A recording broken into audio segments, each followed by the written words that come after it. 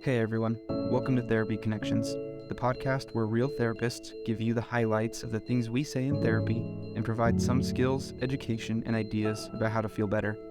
This is not a replacement for traditional therapy, but can serve as a tool for refreshing and learning between sessions. Thanks for joining us. Welcome back, everybody, to today's episode of Therapy Connections. We're going to keep going on in this anxiety series, and today we're going to talk about why you can't just stop worrying when it comes to anxiety. I feel like a lot of people say that's the advice. Just stop worrying. Just don't worry about it. How do you respond to that? But in theory, it sounds great, doesn't it? If it was only that easy. If only. I actually think that this is a really interesting myth that's out there, that there's a way to just stop worrying. And I feel like lots of times loved ones will tell us this when we get really, really anxious, like just stop worrying.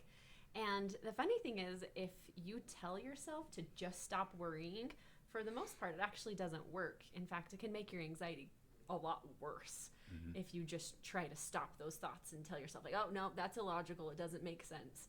Well, it doesn't matter if it's illogical. It keeps chasing you down over and over again. In some ways, I feel like that's the definition of anxiety, right? If you go back to our diagnostic and statistical manual, that's what we use to diagnose, We all love right? it so much. Yeah, we love the DSM. Some of us love to read it more than others, just by ourselves for fun. And that's not me this time. But I mean, the very definition of anxiety, intrusive, unwanted thoughts. And so thinking that we have some ability to control those thoughts is probably inaccurate to some degree in and of itself. So yeah, if you just try and stop worrying because I'm going to just control those thoughts, tends to make things possibly and potentially more complicated. So if you can't just stop worrying, what's like your best route? Is it to distract yourself? Is it to do something else? Is it to change what you're being anxious about to something less anxious? I think that's a really good question. I think there are lots of different things that you can do. And, we talked a little bit in a couple weeks previous that sometimes it's important not to just avoid. And sometimes distraction ends up just being avoidance all over again. Here's the thing that makes you so anxious, and so you just avoid it, and that ends up making things worse overall. So sometimes we have to do the thing that feels the weirdest or the most, just the opposite of what you would want to do, which is to figure out how to relax some into anxiety. I remember the first time I heard that, I thought that was the stupidest thing ever. I was like, you want me to relax into having anxiety? Have you had anxiety? Do you have any idea what that would even be like? Well, I feel like my response, and I feel like a lot of people I talk to's response is, I'm going to go lay down and scroll on my phone for 3 hours or watch YouTube videos or something. And that's like a distraction, but it's very much not relaxing into anxiety. Definitely not. And it doesn't feel very productive. Right, and it teaches your brain that you have to run away from anxiety, right? So if you think about it, most people, when they have an anxious thought come up, what is your body's response? What does your body do when that anxiety comes up? I think one of the things that we talk about a lot is fight or flight. And I want to throw in freeze because that's what I do. So I think there's 3 F's instead of 2.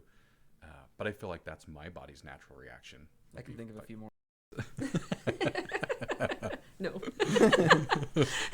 Your body goes maybe into fight or flight or freeze, but regardless, even if you're maybe not to that extent of emotional energy, you find that your muscles just like tense up, right? Yeah. Here's this thought, and then your muscles tense up.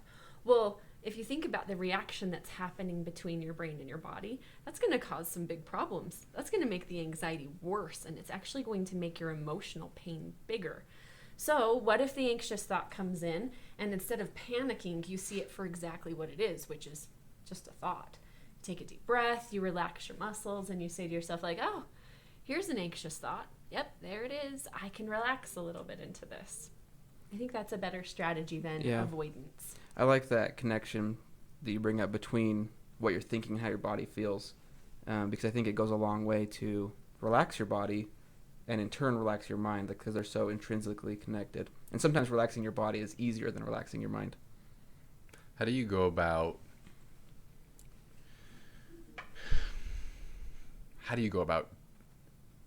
helping a client to do that? Well, that's a really good question, because obviously this is exactly the opposite of what you feel like doing. But part of it is figuring out how to almost make friends with anxiety a little bit instead of seeing it as this just big monstrous thing in your life, figuring out how to see it in a way that is not so harmful or not so scary. So it is teaching people that thoughts and worry thoughts are just that. They're thoughts. It's thoughts and it's feelings. And it's just giving you information. It doesn't mean that everything you think is going to be true. It doesn't mean that you have to act on those thoughts. And there are some things about anxiety that can be kind of helpful. So helping people to frame it in a way where they see anxiety as being more of a thing that happens that sometimes can be problematic, but a lot of times can be helpful. I think that changing that relationship to your anxiety is a big deal. I think there's a couple of things that, and this is me speaking personally, and I think I try and use these with clients because they've helped me. Two things. One, I'm a big fan of guided imagery, but it almost has to be coached. It's hard for me to do it on my own. But like if I were to close my eyes and have Jaden paint me a picture of being on the beach, I could get to the beach, right? But I remember years ago, a guided imagery that I think was helpful for me was envisioning what my anxiety would look like. And I think I envisioned some kind of ball, right? You think of anxiety, it's like a knot in your stomach, or people hold a lot of it sometimes in their shoulders. But whoever it was that was leading this imagery session invited me to picture myself giving it a hug.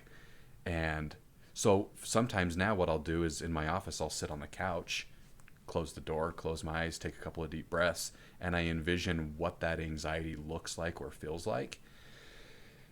I just notice some of the difficulty that I might have with breathing, and then I just envision myself giving it a hug and just sitting there. I don't have to do anything with it. I just notice myself hugging it, as uncomfortable as that may be. Makes sense when I opened your door and saw you hugging yourself in the dark with your eyes closed. I have no comeback for that. That's great.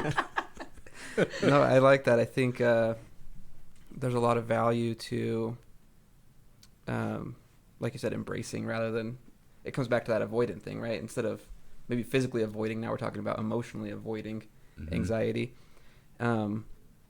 So you mentioned like benefits of anxiety. And I know in that same previous episode we said like, well, if you see a shark fin in the water, you get out. That's not the most relatable experience for most of us, I would assume. So when you say, what kind of ways does anxiety serve you? What do you guys see in people's lives? Oh man, I see a lot of ways that anxiety can be really helpful. I think that one of the biggest things that people talk about is just being able to be prepared. You know, everybody else may be thinking about things that happened yesterday or things that are happening right now. But when you have anxiety, you're always thinking ahead toward the future. And maybe sometimes that doesn't lead toward actual action. Maybe you don't do something. But if you could, that would really be helpful, right? Yeah. To do things in preparation. Lots of times people with anxiety know exactly what's coming next and have even thought through some of the situations that might arise and are a little bit more prepared than other people. Sure. I think that thinking that anxiety has benefits is not something that we commonly do. And I think there are a ton of benefits to anxiety. I think there's a ton of downside to anxiety, don't get me wrong. But there's a reason we have it. Mm-hmm. I remember I had a professor in college, in grad school, who kind of opened my ideas to something similar. He indicated that anybody who was successful oftentimes had some obsessive compulsive traits. Now, that's very different than meeting the full criteria for an obsessive compulsive disorder, right? But if you think about your lives, in areas in which you've been successful, you're probably mildly obsessive about something. I would say anxiety is somewhat similar. If you have anxiety, you probably tend to be a little bit successful. It helps you to prepare for things. Even if you don't take action, you've probably walked out in your mind a plan of what to do in this scenario. One of the downsides, though, I want to throw out there is lately it seems as I've worked with clients, they've often come back and said that the anxiety that they were experiencing prior to the event was not helpful. And then when they had the event, it didn't prepare them for the event. And so the anxiety wasn't beneficial either way. So there's plenty of downside to it too. Yeah.